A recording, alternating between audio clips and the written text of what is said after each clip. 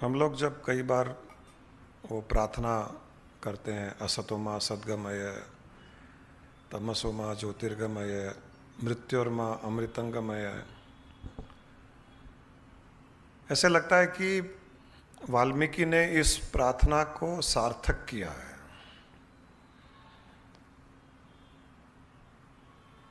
शायद वाल्मीकि के जैसा कोई इतिहास में नहीं है कोई और दूसरा इंसान जिसके जीवन में इतना बड़ा बदलाव, इतना ट्रांसफॉर्मेशन, टोटल ट्रांसफॉर्मेशन। भगवान बुद्ध महाराजा थे, राजा थे, संत बन गए, लेकिन एक डाकू से संत बनना, एक डाकू से ऋषि बनना, डाकू से भगवान की पद को प्राप्त करना, ये और किसी के साथ में नहीं सुना हुआ है। इतना ज़्यादा बदलाव, इतना बड़ा ट्रांसफॉर्मेशन, तो ऐसे लगता है कि ये पॉसिबल है, ये पॉसिबल है कि हम जैसे भी हैं हम भी ऋषि बन सकते हैं। हम जैसे भी हैं या हमने जो कुछ किया होगा जीवन में, हम सब ने अच्छे कर्म किए, हम सब ने बुरे कर्म किए, हम सब ने पाप किया, हम सब ने पुण्य भी किया है, सब ने किया है, हमने भी किया है, आपने भी किया है। ऐसा कोई नहीं मिलेगा जो कभी गलत काम किया ही नहीं। किसी को गुस्सा भी किया तो भी गलत ही किया, किसी को ठेस पहुंचाई, कभी किसी का हमने अनजाने में गलत फ़ायदा उठा लिया, नुकसान कर दिया, धोखा दे दिया, किसी ने हमको धोखा दे दिया, जाने अनजाने में हम सब ने कुछ किया है। बचपन से लेकर आज तक अगर देखा जाए तो कहीं ना कहीं कुछ ना कुछ तो किया है। मैंने भी किया है, मैंने किया तो आपने भी किया होगा। किया जो किया, किया जो किया। लेकिन आज अगर हम सोचते हैं कि आज हमें एक नया इंसान बनना है, नया व्यक्तित्व बनना है, नया व्यक्तित्व को धारण करना है, हम इस ब्रह्म से हट करके ब्रह्म में स्थित होना है, वो संभव है, वो पॉसिबल है। वो हमारे पिछले कर्म हमें रोकेंगे नहीं, रोक नहीं सकते। अगर हमारे पास में फ्री विल की ताकत है तो हमको हमारे पिछले कर्म जैसे भी होंगे, पिछले मतलब केवल पिछले जन्मों के भी नहीं, इस जन्म के भी कर्म जैसे भी होंगे, हम उनसे छुटकारा पा करके हम बहुत बढ़िया, बहुत अच्छे स्टेट में जा सकते हैं। कई लोग कहते हैं हम क्या कर सकते हैं, हम ऐसे जगह में पैदा हुए हैं, हमारी अपब्रिंगिंगनेस ऐसी है, मेरा भाग्य ऐसा है, मेरे भाग्य में वो नहीं है, शायद मेरे भाग्य में ब्रह्म नहीं है, मेरे भाग्य में ऐसा नहीं है। ये सब बहानेबाजी है, ये सब बहाने हैं। जिसको नहीं करना होता है वो बहाने करता है, और जिसको करना होता है वो वाल्मीकि के जैसे कर लेता है। हम इतने बड़े डाकू भी नहीं है जितना वाल्मीकि था, तो इतने पाप भी नहीं किए। जब इतना बड़ा डाकू इतना पाप किया उसने, पहले तो पक्षियों को मारा, जानवरों को मारा, फिर इंसानों पर डाके डाले, उसके पाप की तो कोई सीमा ही नहीं है। हमारे पाप की फिर भी सीमा है, हमने गलत किए होंगे, उसकी सीमा है। हमने कोई ना कोई लिमिटेशन में ही गलत किए हैं, वो उसकी कोई सीमा नहीं थी, और उसकी सीमा नहीं थी पाप करने की, और उस ब्रह्म में चला गया जिसकी भी कोई सीमा नहीं है।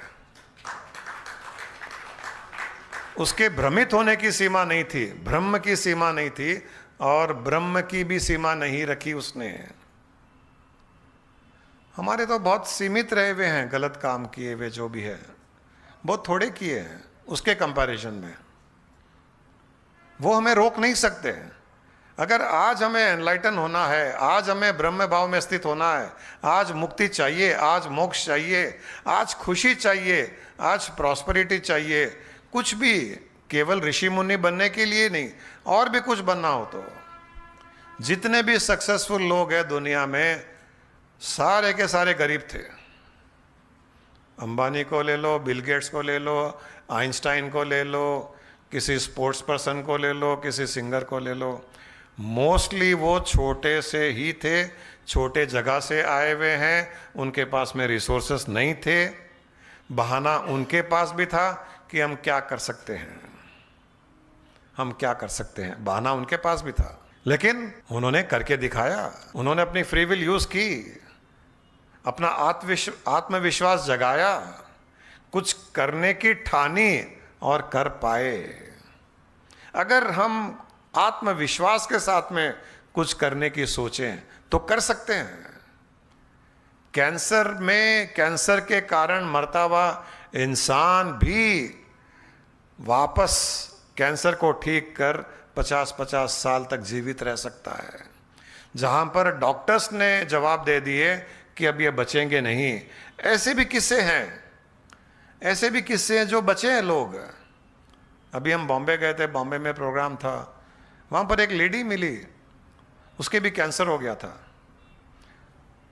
और थोड़ी स्टेज 3 या स्टेज 4 का ही कैंसर था।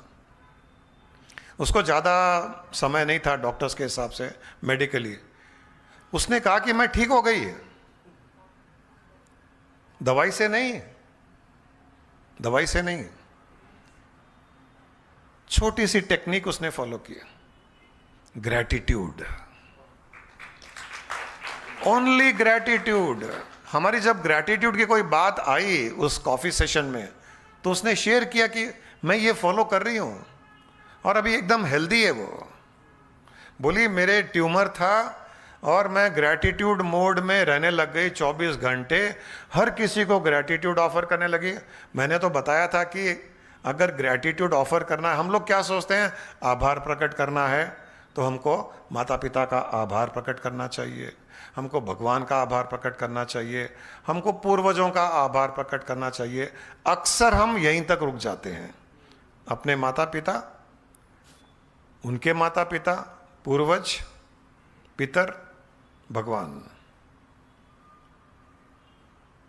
इसके नीचे नहीं है, इसके नीचे के ग्रैटिट्यूड मोड में नहीं आते हैं। स्पाउस, पति पत्नी, थोड़ा बहुत, कोई जो थोड़ा बहुत समझदार है वो फिर भी पत्नी को या पति को ग्रैटिट्यूड ऑफर कर सकता है। बच्चों को तो सवाल ही नहीं है, उसमें ग्रैटिट्यूड क्या ऑफर करना है, वो तो ऐसे ही बिगड़े हुए हैं, ऐसे ही बात नहीं सुनते हैं। मैंने जब उनको कहा ग्रैटिट्यूड की कोई सीमा नहीं है, और मैंने ये कहा कि आप अगर अपने आप को भी ग्रैटिट्यूड ऑफर करो, अपने शरीर के ऑर्गन्स को ग्रैटिट्यूड ऑफर करो, आपके हार्ट को ग्रैटिट्यूड ऑफर करो। आप 50 साल के हो, 60 साल के हो, 70 साल के हो, कोई 40 साल का है, 24 घंटे 50 साल तक, 60 साल तक ब्लड पंप कर रहा है। 2-4 साल में तो हमारा वाटर पंप भी खराब हो जाता है, उसको भी ठीक कराना पड़ता है। ये तो चल रहा है। हमारे पिताजी, मेरे पिताजी 92 ईयर्स के थे, कोई प्रॉब्लम नहीं थी हार्ट। 92 ईयर्स, 24 घंटे इंटू 92 ईयर्स कैलकुलेट करो, और हर मिनट कितने बार, 60-70 बार, 60-70 बार पर मिनट पंप कर रहा है। अब इंटू कैलकुलेट कीजिए तो कितने बार पंप किया होगा।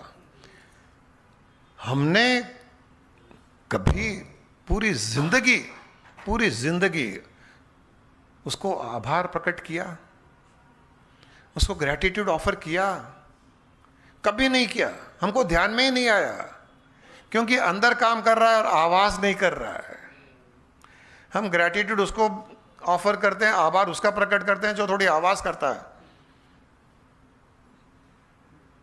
मैं क्या क्या करता हूं तुम लोगों के लिए, मकान बना के दिया, गाड़ी ला के दिया, कभी ग्रैटिट्यूड ऑफर किया? नहीं, हम बहुत आभारी है आपके।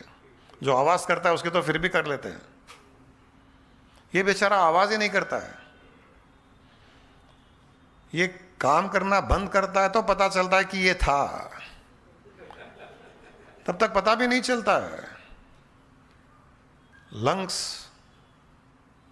ये भी 24 घंटे काम कर रहे हैं। हवा ले रहा है, उसमें से ऑक्सीजन ले रहा है, ब्लड को दे रहा है, जो स्टेल एयर है वो वापस फेंक रहा है।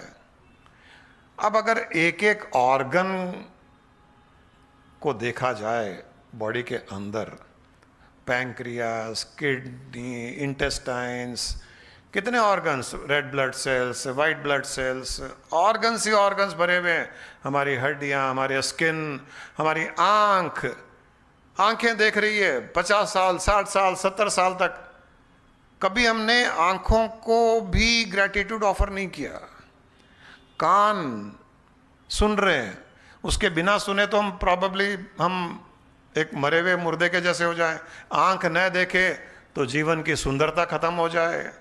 कान इतने सालों से काम कर रहे हैं, हमने कभी ऑफर नहीं किया इनको ग्रैटिट्यूड। मुंह को नहीं किया, दांतों को नहीं किया, जो खाने को चबाता है, चू करता है। टेस्ट बड्स को नहीं किया, सलाइवा को नहीं किया, कहाँ कहाँ नहीं किया। अगर अभी लिस्ट पूरी बताई जाए तो हमको सही में लगेगा कि हम कितने नीच श्रेणी के इंसान हैं, जो हमको, हमारे जीवन को, हमारे शरीर को इतने अच्छे से चला रहा है, इतने अच्छे से चला रहा है। कुछ खराबी हो रही है तो वो भी हमारे कारण हो रही है। वो हमने कभी उसको ग्रैटिट्यूड ऑफर नहीं किया, इसलिए खराब हो रहे हैं। अगर पत्नी के साथ में रिलेशनशिप अच्छी नहीं है, केवल इसलिए अच्छी नहीं है कि ग्रैटिट्यूड ऑफर नहीं किया, इसलिए वो बदला ले रही है। पति के साथ में रिलेशनशिप अच्छी नहीं है तो केवल इसलिए नहीं है कि हमने कभी ग्रैटिट्यूड ऑफर नहीं किया। ग्रैटिट्यूड ऑफर नहीं करने के कारण बीमारी आती है, ग्रैटिट्यूड ऑफर नहीं करने के कारण रिश्ते खराब होते हैं। ये तो केवल शरीर हुआ, अभी तो शरीर के और बहुत से ऑर्गन्स बाकी है। मैंने कहा अगर कोई ध्यान करना चाहे, ग्रैटिट्यूड मेडिटेशन, 2-4 घंटे तो केवल अपनी बॉडी को ग्रैटिट्यूड ऑफर करने में लग जाएंगे। फिर अपने रिश्ते, हस्बैंड वाइफ, बच्चे, फिर माँ बाप, फिर सोसाइटी, हमारे रिलेटिव्स, हमारे फ्रेंड्स, हमारी कंट्री, हमारे पॉलिटिशियंस, करते जाइए करते जाइए। ब्रह्मांड, यूनिवर्स, चांद, तारे, सूर्य, सबका कोई ना कोई तो हमारे ऊपर इन्फ्लुएंस है, कोई ना कोई तो प्रभाव है उन सब का हमारे ऊपर। हमारे टीचर्स, हमारे स्टूडेंट्स, कितने गिनते जाओ तो गिनती खत्म ही नहीं होगी। 24 घंटे भी ग्रैटिट्यूड ऑफर करने के लिए कम पड़ेंगे। उन्होंने कैंसर के लिए ग्रैटिट्यूड ऑफर करना शुरू किया और कैंसर ठीक हो गया। कई लोग हैं मुझे शेयर करते हैं कि अब ग्रैटिट्यूड हम ऑफर करते हैं किसी भी चीज़ के लिए, वो चीज़ जो प्रॉब्लम थी वो सॉल्व हो गई ग्रैटिट्यूड से भी। तो यहाँ पर जो वाल्मीकि की बात हो रही है, असतो माँ सद्गमय, तमसो माँ ज्योतिर्गमय, मृत्योर्मा अमृतंगमय, ये प्रार्थना वाल्मीकि ने साकार की एक डाकू होकर के, एक हंटर होकर के, एक शिकारी होकर के, जिसमें हिंसा भरी हुई थी। कूट कूट कर जानवर को देखा मार दिया, पक्षी को देखा मार दिया, इंसानों को देखा मार दिया, उनसे छीन लिया, उनको रुला दिया। इतना क्रूर, इतना क्रूर। और एकदम ऑपोजिट ऋषि, भगवान राम की कहानी लिखने वाला, रामायण लिखने वाला, रामायण के सारे पात्र को जानने वाला, रामायण में एक एक इस किस्सा कैसा हुआ उसको दिव्य दृष्टि ब्रह्मा ने दी। एक क्रूर इंसान को, एक डाकू को ब्रह्मा जी ने वरदान दिया। किस लिए? क्योंकि वो ऋषि बन गया। हम भी बन सकते हैं। हम जो है वो हमारे लिए रेस्ट्रिक्शन नहीं है, वो हमको रोक नहीं सकता कुछ बनने के लिए। ऋषि बन सकते हैं, मुनि बन सकते हैं, व्यापारी बन सकते हैं, दुनिया का धनवान इंसान बन सकते हैं, अच्छा इंसान बन सकते हैं, स्माइल कर सकते हैं, सुखी रह सकते हैं, दुख से बाहर आ सकते हैं, डिप्रेशन से बाहर आ सकते हैं। ये सब हमारी फ्री विल के ऊपर डिपेंड करता है। खराब रिश्तों को अच्छे रिश्तों में कन्वर्ट कर सकते हैं, खराब हेल्थ को अच्छी हेल्थ में कन्वर्ट कर सकते हैं। ये सारे हमारे पास में है, ये सारी ताकत हमारे पास है। असतो मां सद्गमय, असत से सत की ओर जाना। तमसो मां ज्योतिर्गमय, अज्ञानता के अंधकार से ज्ञान के प्रकाश की ओर जाना। गया वाल्मीकि, ज्ञान के प्रकाश की ओर गया। अज्ञानता में था, भ्रमित था, ब्रह्म में था, ब्रह्म में चला गया। भ्रम से ब्रह्म में चला गया। भ्रम था कि मैं डाकू हूं, भ्रम था कि मैं मेरे परिवार का कर्ता धरता हूं, यह भी भ्रम था। और परिवार वाले मेरे कर्मों में शेयर लेंगे, भागीदार बनेंगे। मैं जो कुछ कर रहा हूं परिवार के लिए कर रहा हूं, ये सब हम सोचते हैं। हम सब यही सोचते हैं कि मैं जो कर रहा हूं परिवार वालों के लिए कर रहा हूं। परिवार वालों को टाइम दो या न दो, कहने के लिए लोग यही कहते हैं कि किसके लिए कर रहा हूं, परिवार के लिए कर रहा हूं। लेकिन कोई भी परिवार वाला हमारा साथ देने वाला नहीं है। जब हमारे कर्म हम पर तीर के समान पड़ेंगे ना, तब कोई परिवार साथ नहीं देगा, कोई परिवार वाला साथ नहीं होगा।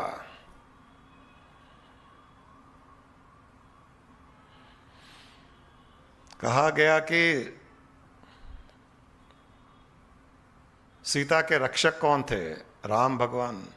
सीता के साथी कौन थे? राम थे।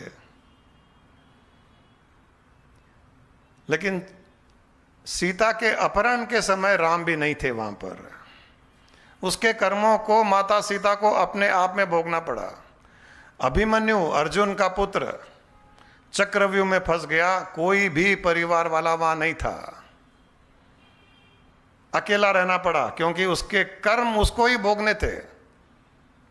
जब हमारे कर्म बहुत प्रबल हो जाते हैं तब कोई भी हमारे साथ नहीं होगा, हम अकेले होंगे। जब अकेले ही होंगे, मरने के समय भी अकेले होंगे, मरने के बाद भी अकेले होंगे, तो हमें हमारी यात्रा भी अकेले ही करनी पड़ेगी। अपनी उन्नति, अपनी आध्यात्मिक यात्रा, अपने भीतर के ऋषि को अपने आप को ही जगाना पड़ेगा। अपने भीतर के ब्रह्म को अपने को ही जगाना पड़ेगा। कोई साथ नहीं देगा। कितना भी संसार में बड़े हो जाओ, कितना भी परिवार के लिए कुछ भी कर दो, परंतु अपनी प्रगति, अपनी उन्नति, अपना कल्याण स्वयं को ही करना पड़ेगा। न कोई पत्नी साथ देगी, न कोई पति साथ देगा, न कोई माता पिता साथ देंगे, न बच्चे साथ देंगे, न पितर साथ देंगे, न भगवान साथ देगा। स्वयं को ही करना पड़ेगा। ये जिस दिन समझ में आ जाएगा तब हम कल्याण के रास्ते पे चल पड़ेंगे। जब तक ये समझ में नहीं आता है तब तक ही हम ब्रह्म में जीते हैं, ब्रह्म में नहीं, भ्रमित होकर के जीते हैं। सारा जीवन ब्रह्म में जीते हैं। और उनके लिए सब कुछ करना चाहते हैं जो उस समय हमारा साथ नहीं देंगे, जब हमारे कर्म बहुत प्रबल होंगे। किसी को कैंसर भी हो गया, कोई परिवार वाला कुछ नहीं कर पाएगा उसके लिए। किडनी फेल हो गई, कोई परिवार वाला कुछ नहीं कर पाएगा उसके लिए। कुछ भी बीमारी हो जाए, नुकसान हो जाए, खाने के लाले पड़े, परिवार वाले बोलेंगे हमको कुछ नहीं पता, आप कमा के लाओ, हमको खिलाओ, आपकी जिम्मेदारी है।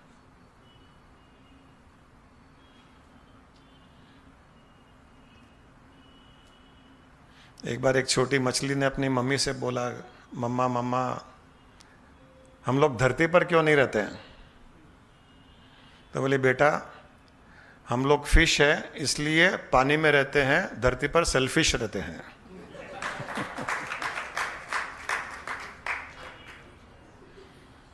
ये सत्य है। ये परिवार भी जुड़ा हुआ किस लिए है? क्योंकि हम एक दूसरे को प्यार कर रहे हैं, करना भी चाहिए। अपने पे कर्तव्य है, निभाने चाहिए, जिम्मेदारियां हैं, निभाने चाहिए, कर्म है उनको काटने चाहिए। अनकंडीशनल लव, निस्वार्थ प्रेम करना चाहिए, इसमें कोई दो राय नहीं है। अगर सेल्फिश हैं तो भी हमें हमारे कर्तव्य जिम्मेदारियां पूरी करनी चाहिए। ये जीवन का उद्देश्य केवल और केवल कर्तव्य जिम्मेदारियां पूरी करनी नहीं है, ये समझना भी चाहिए। कर्तव्य जिम्मेदारियां पूरी करते हुए, कर्तव्य उठाते हुए, जिम्मेदारियां पूरी करते हुए आपको आपका कल्याण करना आवश्यक है। वो समझना पड़ेगा, वो समझना पड़ेगा। वो कल्याण आप केवल अपने आप में ही कर सकते हो। कर्तव्य पूरे करने से आपका कल्याण नहीं होगा, जिम्मेदारियां उठाने से आपका कल्याण नहीं होगा। हमारे कर्म कटेंगे जो हमको काटने चाहिए। लेकिन इसके आगे क्या? इसके आगे कुछ है, वो करना पड़ेगा। इसके आगे का रास्ता आपको ही चुनना पड़ेगा, आपको ही चलना पड़ेगा। और जितनी जल्दी चुन लो और जितनी जल्दी चल पड़ो उतना अच्छा, वरना बहुत देर हो जाएगी। फिर पश्चाताप करेंगे, रिग्रेट करेंगे, रोएंगे, उससे कुछ नहीं होगा। आज सब चीज़ ठीक है, स्वस्थ है, मानसिक रूप से, शारीरिक रूप से, physical health, mental health, emotional health सब ठीक रहते हुए, गुरु है, ज्ञान है, आत्मा अनात्मा का विवेचन करने की बुद्धि है, विवेक है, सब कुछ है, सब कुछ है, और अपना कल्याण नहीं किया तो मूर्ख माने जाएंगे, सबसे ज्यादा बदनसीब माने जाएंगे। अगर आज अपना कल्याण नहीं किया, हमसे बड़ा बदनसीब कोई नहीं होगा।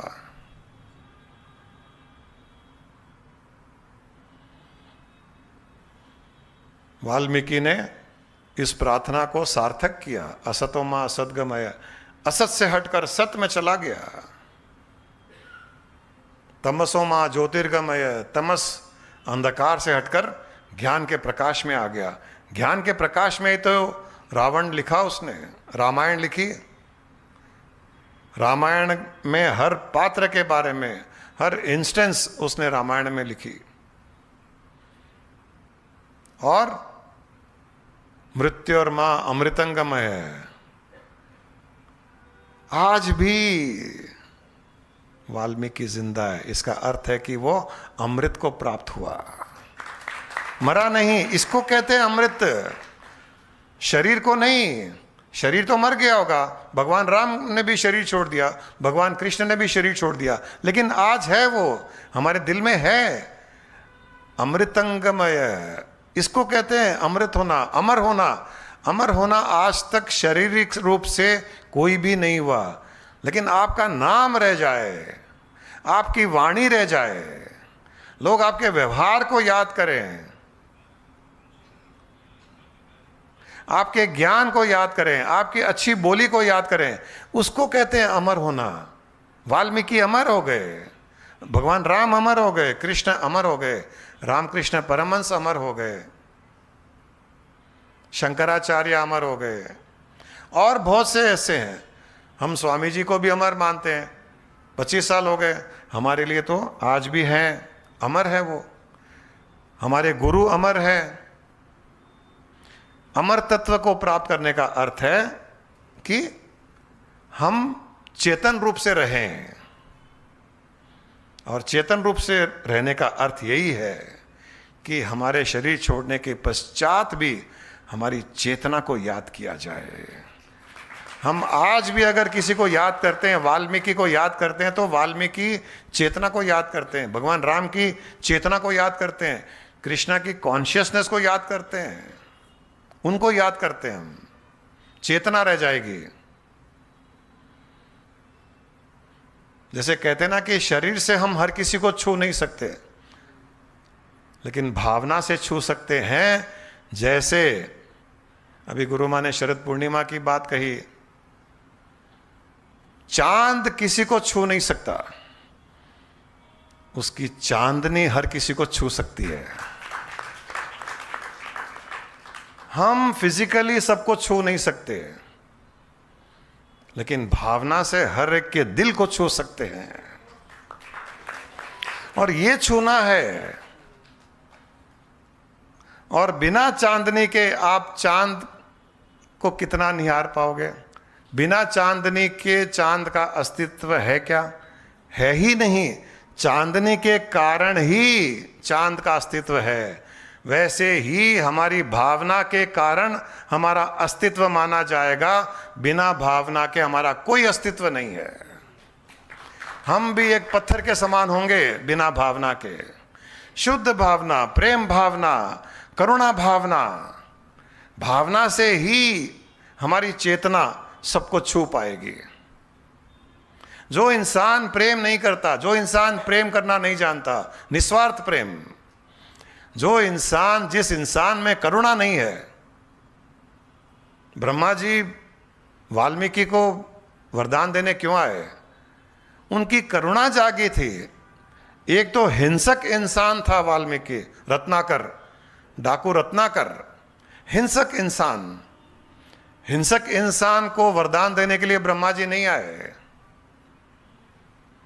उसी हिंसक इंसान को जब उसके भीतर करुणा जागी, ब्रह्मा जी को आना पड़ा वरदान देने के लिए। इतनी ताकत है करुणा में, इतनी ताकत है करुणा में। हम लोगों को पता भी नहीं है कि करुणा में इतनी ताकत है।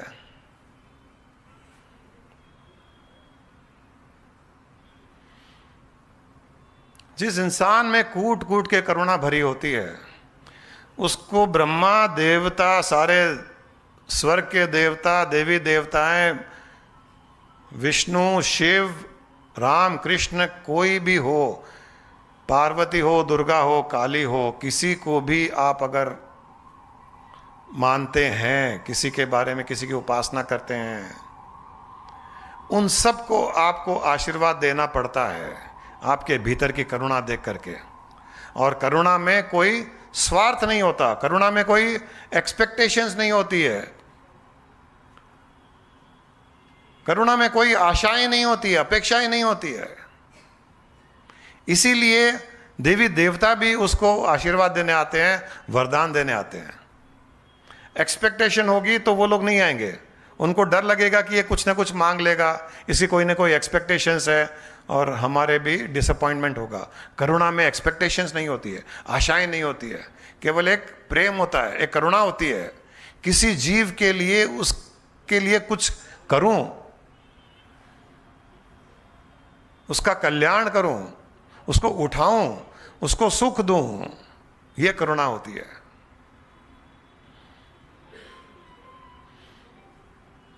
अगर मन में अभी भी भावनाएं नहीं जागी है तो भावनाएं जगाइए। चांदनी बनने की कोशिश कीजिए, चांद बनने की नहीं, चांदनी बनने की। और जो अभी गुरु माँ ने कहा, शरद पूर्णिमा के दिन जो लोग खीर बना के रखते हैं, रात को उसमें से झाग निकलता है, वो चांद के कारण नहीं, चांदनी के कारण। चांद में ताकत नहीं है। खीर में से झाग निकाले, स्थूल में से सूक्ष्म निकाले, चांद में ताकत नहीं है, चांदनी में ताकत है। हम भी अपनी भावना को अगर शक्तिशाली कर दें, न केवल हमारे स्थूल में से हम सूक्ष्म निकाल पाएंगे, बल्कि हम दूसरों के स्थूल में से भी उनका सूक्ष्म निकाल पाते हैं, उनकी सूक्ष्म भावनाएं निकाल पाते हैं, उनके भीतर का सूक्ष्म प्रेम निकाल पाते हैं, उनके भीतर का सूक्ष्म करुणा निकाल पाते हैं, उनके भीतर की सूक्ष्म चेतना को बाहर निकाल पाते हैं, उनके भीतर की सूक्ष्म मुक्ति, मोक्ष, ब्रह्म भाव, ब्रह्म ज्ञान, ब्रह्मानंद को निकाल पाते हैं, आत्मानंद को निकाल पाते हैं। हमारी भावना में वो शक्ति होती है। चांदनी सर्वव्यापक है, वैसे ही भावना सर्वव्यापक है। शरीर की लिमिटेशन है, भावना की नहीं है। भावना कहीं भी पहुंच सकती है। कितने संत हुए जिन्होंने अपनी भावना से शक्तिपात किया। शिष्य सामने नहीं है, शिष्य करोड़ों मील दूर है, और शिष्य में शक्तिपात हो गई भावना के द्वारा। भावना में इतनी शक्ति है। अपनी भावना को जगा के रखिए और ध्यान दीजिए कि भावना शुद्ध हो, सही मार्ग में लगे, गलत मार्ग में नहीं। एक तरह से देखा जाए तो दुखी होना भी भावना है, गुस्सा आना भी भावना है, क्रोध भी भावना है, जलसी भी भावना है। ये भावना की बात नहीं हो रही है, यहां शुद्ध भावना की बात हो रही है। करुणा भाव, प्रेम भाव, जीव भाव, कल्याण भाव, किसी को आशीर्वाद देने का भाव, वरदान देने का भाव, सुख देने का भाव, आनंद देने का भाव, ये भावनाएं की बात हो रही है और इनमें शक्ति है।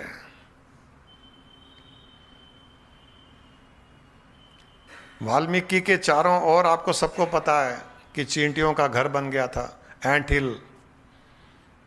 वाल्मीकि का नाम भी उसी के कारण पड़ा।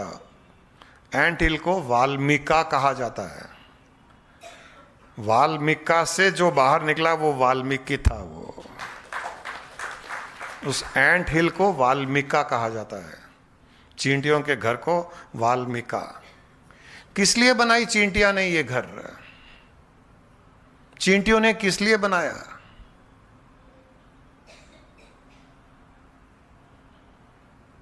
मुझे आज ही रिवील हुआ, ये पहले कभी भी नहीं हुआ। आज थोड़ा गुरु माँ ये बातें कर रही थी और गुरु माँ ने सुबह कहा कि आज लग रहा है कि ये ब्रह्म से ब्रह्म तक की यात्रा की बात करने की इच्छा हो रही है। तो मुझे बहुत स्ट्राइक किया, ये लाइन बहुत स्ट्राइक करी कि ब्रह्म से ब्रह्म तक कितना एप्ट है।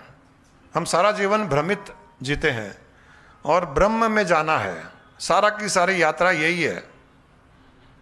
तो ये जब वाल्मीकि के बारे में थोड़ी हम बातें कर रहे थे तो मुझे ये वाल्मीका समझ में आया कि वाल्मीका मतलब चींटियों का घर, एंट हिल।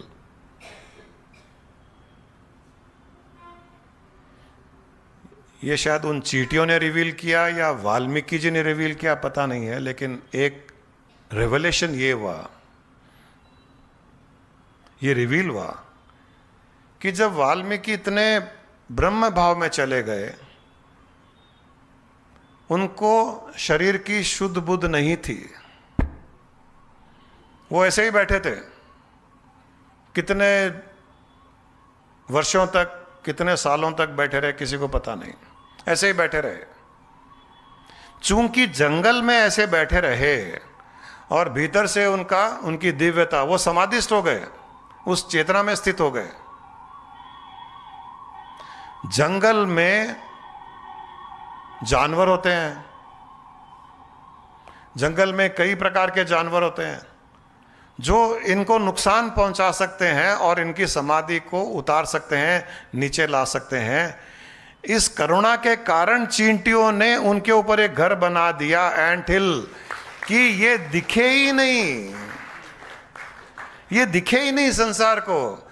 कोई शेर भी आ जाए, कोई चीता भी आ जाए, कोई आ जाए, उनको दिखेगा ही नहीं। ये तो चींटियों का है, दिखेगा, ये चींटियों का घर है। चींटियों ने इनको छुपा लिया।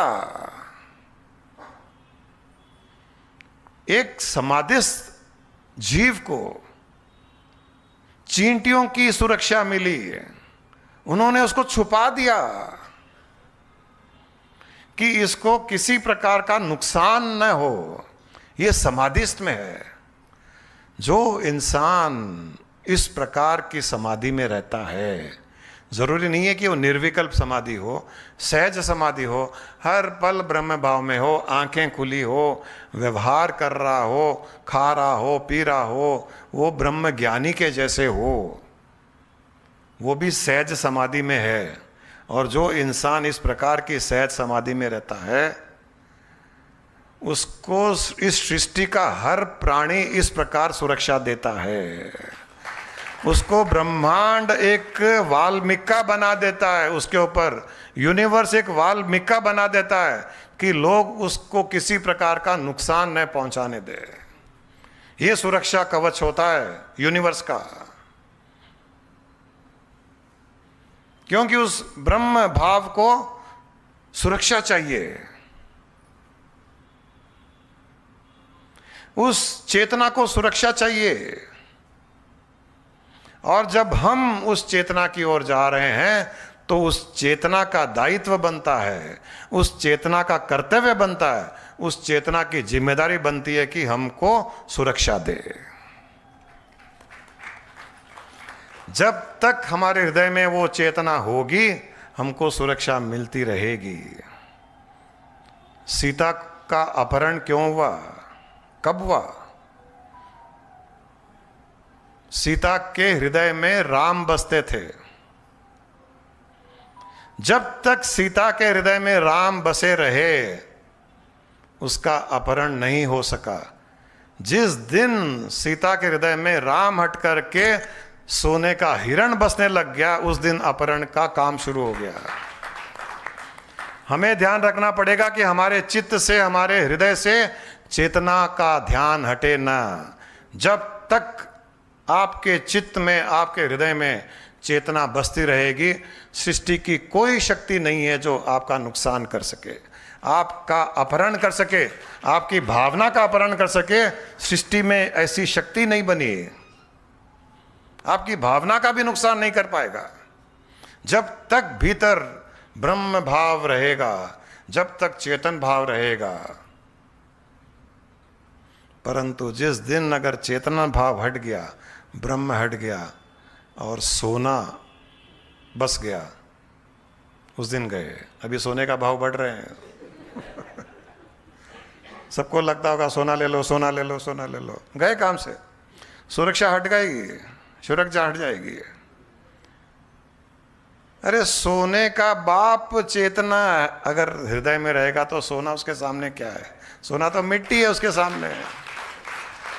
जिस चीज ने, जिस सब्जेक्ट ने, जिस विषय ने सोना बनाया उस विषय को धारण करो। मैंने अभी बॉम्बे के किसी प्रोग्राम में किसी को पूछा, भगवान की पूजा पाठ करते हैं। मैंने पूछा क्या मांगते हो भगवान से? बोले क्या मांगना चाहिए? मैंने कहा क्या मांगना चाहिए मत पूछिए, आप क्या मांगते हो? वही जो सब कुछ मांगते हैं। मैंने कहा भगवान आपके घर में है? बोले हाँ भगवान घर में है। मैंने कहा कितनी बड़ी अज्ञानता है, हम भगवान से मांगते हैं, भगवान को नहीं मांगते। हम भगवान से मांगते हैं, कितनी बड़ी अज्ञानता है। भगवान घर में है, हम मानते हैं भगवान घर में है, इसलिए रोज पूजा पाठ कर रहे हैं और भगवान से मांग रहे हैं, भगवान को नहीं मांग रहे। कितने मूर्ख हैं। अरे भगवान घर में तो भगवान को मांग लो, फिर भगवान से क्या मांगना? इतना ही फर्क है, इतना ही अंतर है भगवान से मांगना और भगवान को मांगना। अपने हृदय में उसको बिठा लो जो सारी सृष्टि चलाता है, अपने हृदय में उसको बिठा लो जो सारी सृष्टि की उत्पत्ति करता है, जो हजारों करोड़ों सृष्टियों की उत्पत्ति एक क्षण में करता है। उसको मांग लो। उससे क्या मांगोगे? उससे क्या मांगना? अपने हृदय से कभी भी इस चेतना को, ब्रह्म भाव को हटने मत देना, संसार को बसने मत देना। आप सुरक्षित रहोगे, आपका कल्याण होगा, आपकी मुक्ति होगी, आपका मोक्ष होगा, जीवन भर आनंद में जियोगे। इतना ही ध्यान रखना है और कुछ ध्यान नहीं रखना है। और बाकी सब ड्रामा है, ड्रामा चल रहा है, ड्रामा देखते रहिए, एंजॉय करते रहिए, ड्रामा में इन्वॉल्व मत होइए। ये सारा का सारा ड्रामा है। घर में ड्रामा, परिवार में ड्रामा, अड़ोस पड़ोस में ड्रामा, सिटी में ड्रामा, कंट्री में ड्रामा, सारी धरती पे ड्रामा, ड्रामा ही ड्रामा है। ड्रामा को देखते रहो, चेतना को दिल में बिठा के रखो और वहाँ पर ऑडियंस बन के ड्रामा देखते रहो, एंजॉय करते रहो और अपना कल्याण स्वयं ही करते रहो और कोई साथ देने वाला नहीं है। यही वाल्मीकि जी ने कहा, यही आपको भी करना है। आप भी ऋषि मुनि महर्षि भगवान उस स्थिति में स्थित होकर के फिर जीवन जिए, सारी सृष्टि आपकी सुरक्षा करेगी। I am neither the body nor the senses. I am not the mind nor the wisdom. Pure consciousness I am. I am the formless Chidananda Rupo. Shivoham, Shivoham. Chidananda Rupo. Shivoham, Shivoham. I am not in bondage nor seeking liberation. I am not in tension nor in the stress. Pure consciousness I am. I am the formless Chidananda Rupo. Shivoham, Shivoham. Chidananda Rupo. Shivoham, Shivoham. I am the creator, I am the creation. My creation is for my recreation. Pure consciousness I am. I am the formless Chidananda Rupo. Shivoham, Shivoham. Chidananda Rupo. Shivoham, Shivoham. Chidananda Rupo.